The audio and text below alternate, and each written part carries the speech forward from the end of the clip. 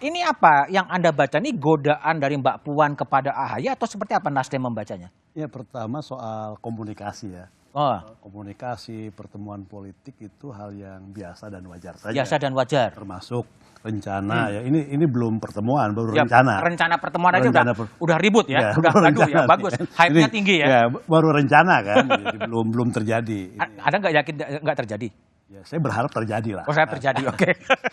Jadi penting, kenapa? Karena kita punya agenda terdekat ini kan pemilu. Bagaimana kita bisa menciptakan pemilu yang damai, sejuk, tidak ada ekses seperti 2 pemilu yang lalu, polarisasi dan sebagainya.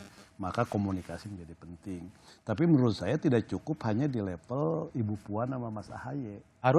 Harus ada lagi Ibu Mega dengan Pak SBY. Oh, jadi Anda baca apa? Itu penting kan, antara itu kan, pertemuan Mbak Puan dan AHY dan Ibu Mega dan Enggak, PSBY? kalau misalnya Ada yang belum tuntas itu relasi kedua pemimpin bangsa itu atau gimana? Ya, kalau misalnya 2 itu bisa ketemu antara Pak SBY dengan Ibu Mega, akan menjadi lebih bangsa baik. ini bukan lebih baik, bangsa ini akan menjadi lebih tentram lagi. Lebih tentram. Jadi yang dicari oleh itu adalah ketentraman menurut Ya, bacaan ini Nasdem. kan untuk ini kan kepentingan bangsa ke depan.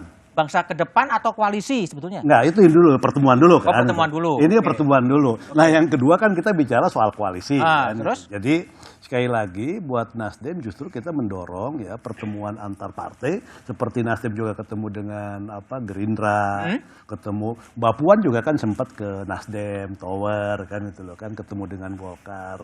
Menurut saya di tengah suasana politik yang dinamis menjelang pemilu dan sebagainya, pertemuan berbagai pimpinan partai itu menjadi penting. Baik. Tapi kalau saya baca komentar-komentar bangsaan kan Anda menangkap kecurigaan ya, gitu. Sama kan pertanyaan gini. Kan menurut saya gini, pertanyaan sederhananya gini lah. Kenapa sih misalnya baru 4 bulan menjelang daftar ke KPU? Oh, baru 4 bulan. Emang kenapa? Ya kan ini itu satu hal. Yang sebelumnya kan diawali dengan ini ada Mas Jarod ya, diawali dengan statement-statement dari elit PDIP, sekjen lah ya, sekjen PDIP kan selalu mencapai. Orang kan berpikir 4 bulan udah mau pemilu. Terus kenapa? Agendanya pasti dalam konteks bukan dalam semata-mata kepentingan strategis ke depannya, tapi ada hal yang lebih taktis lah kan. Taktis misalnya, udah dijelaskan tadi Mbak Puan udah yang ngomong bahwa Mas AHY masuk dalam radar. Oke. Cawapres. Jadi kan? dirayu gitu ya. Ini kan penting kan. Itu kan artinya gini loh.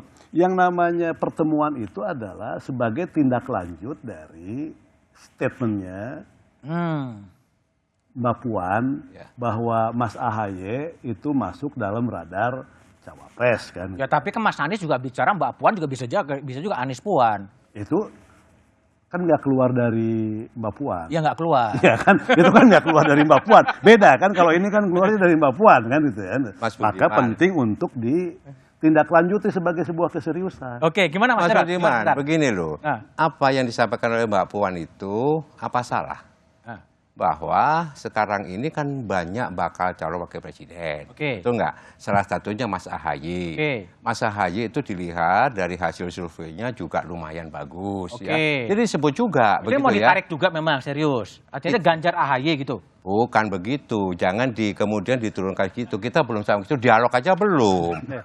Komunikasi aja belum. Terus pertanyaan saya, apakah kalau PD Perjuangan berkomunikasi, Mbak Puan berkomunikasi dengan Pak AHY, ya, Mas AHY, apa nggak boleh? Kan boleh juga.